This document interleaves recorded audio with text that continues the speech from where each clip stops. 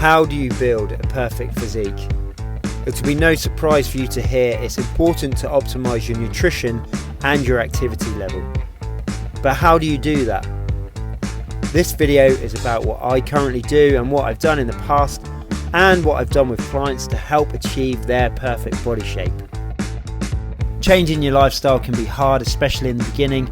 It was for me and it has been for my clients. It's hard in the beginning because it requires more cognitive effort to make changes. And remember, if it's changes you desire to see, you first have to make changes. The body won't change unless it has to. So the trick is to make these required changes habitual. It's important to get to the stage where it's just something that you do. And if you get to that stage, the cognitive effort isn't there anymore, and that's your first big success. Yes. Keep watching to find out what tips I have to help you form good habits and tips to help you see the back of bad. Regulars to the channel will know that workouts that bring me the most satisfaction are the ones I can do outside. That is the calisthenics routines and the monkey bar workouts. I do believe these workouts have contributed massively to my physique, and I'll explain why I believe that the case a little later in the video.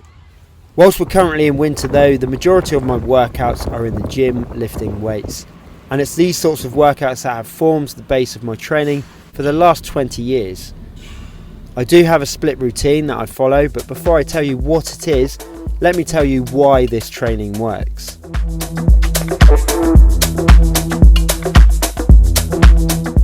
When you build and work muscles to a high intensity, you're essentially constructing your own inbuilt calorie furnaces, which means your metabolism is constantly elevated. And if you possess a high ability to burn fat, then you give yourself a better chance of being in good shape, providing you don't ruin it with your nutrition, which I will get onto shortly. Plus, developing good functioning, well-defined muscles only adds to your aesthetics. I'll cover this in more depth a little later. But with all this in mind, my prime focus when training in the gym is working the major muscles and the major movements. And I currently cover this over 3 training days in the gym: lower body, pressing day, and a pulling day.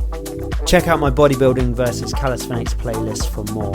I train this way not just for aesthetics, but mainly for functional reasons. The aesthetics are just the bonus. There's a lot of health benefits to resistance training, which I can cover in another video, so let me know if you'd like to see that. But for me, it's the all-over body conditioning I get from performing these movements that I get the most benefit from. My reasons for getting into fitness in the first place was my sporting background, and these strength and conditioning movement patterns help to keep me strong enough and mobile enough to continue to perform and partake in my favourite activities, all whilst reducing my chance of injury. I could follow more of a traditional bodybuilding split, as I have done in the past, but what split you decide to follow should depend on your goal and what works and fits in best for you. This routine works best for me. It's flexible enough for me to change if the weather allows me to get outside.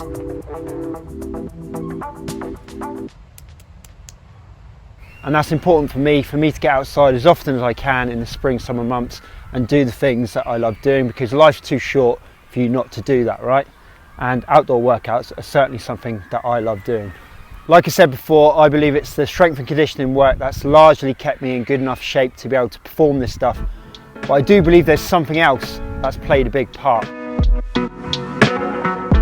Before I get onto what my daily nutrition consists of, I think it's important to paint a picture of the framework I use when making food choices. Since starting my journey in the fitness industry 20 years ago, I've tried to get a decent amount of protein in my nutrition and to include a certain amount every time I eat. I've always been active, and consuming enough protein to repair and build my muscles has been vital. Along with being conscious of my protein consumption, I've also made an effort to regularly include good fats into my regime. Fats play an important role in a good functioning body and brain, which is why I think low-fat diets are mostly a bad idea. My principles when it comes to food come from things I've read, information I've been fed by the way of lectures and courses, but also through what I've experienced not only myself, but also with clients I've worked with and colleagues I've spoken to over the years. I don't believe there is a single diet that will fit for anyone in any situation, but if you do want to know what I consume, stay tuned to the end of the video. Whilst I've been in the gym a lot more recently, I do fully intend to get out and hit the outdoor workouts hard once the weather in the UK becomes more favourable. I brought these workouts into my routine some 8 years ago, and I can't foresee a time where I won't have them as part of my routine. There's lots to love about doing them, but I also believe they would represent an effective method to shape and tone the torso, and here's why.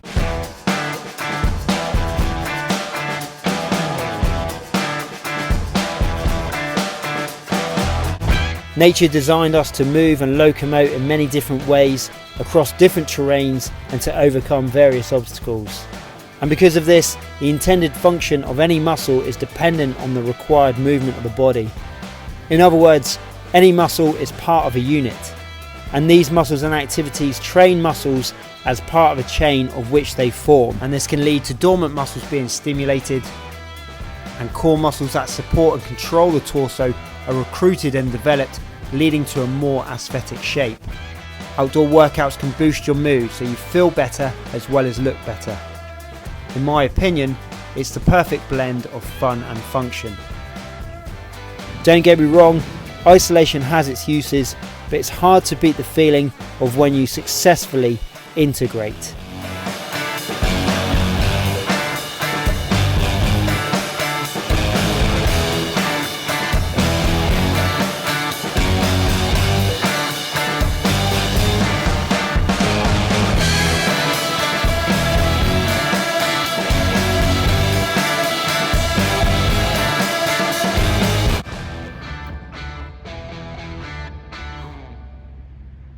So whether it's winter, spring, summer or fall, I usually am quite active, but all that activity needs to be supported by a good food intake.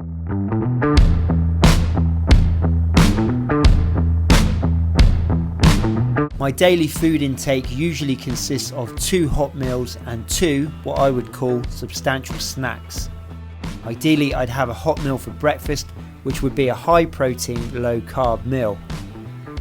My second hot meal would be a jacket potato or sweet potato with mostly chicken or tuna. On occasions, I'd go for mixed vegetables and chicken or another meat sauce.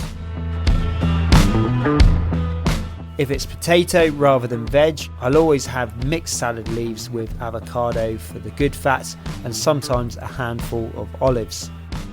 The jacket potato would be buttered and always organic butter. I always try to go organic with my dairy, as I do for my red meat. For my 2 substantial snacks, I try to go high protein, 1 snack mid-morning and 1 in the evening. I would say I have about 5 or 6 go-to snacks that I use interchangeably. I'm not usually one to calorie count, although I wouldn't rule it out in certain circumstances. I've got to know the amounts that work for me and keep me satisfied for my activity level. And I may change my food amounts and increase my carbs somewhat if I've been particularly active or I know I have a large amount of activity coming up. My meals aren't totally rigid and they can vary from time to time, but I generally stick to my principles and the framework I alluded to earlier. I do like the odd high calorie or bad treat, as long as I keep it in check and keep it as a treat. Like I mentioned earlier, all of this is about crafting and making these habits that you want to keep. We create habits whether we want to or not. The trick is to create and stick with the habits that support our goals, not sabotage them. Try to think how you can best arrange your environment to make your desired good habits more accessible, more convenient and more attractive. And on the flip side, how can you remove the temptation of your bad habits? How can you make them less visible, less convenient and less appealing? It's all about taking control and shaping the things around you to support the positive changes you want to make permanent. Thanks very much for watching. If you do have any questions, please leave down in the comments below. Good luck with any new goals you've set yourself, and I'll see you soon on the next video. Take care.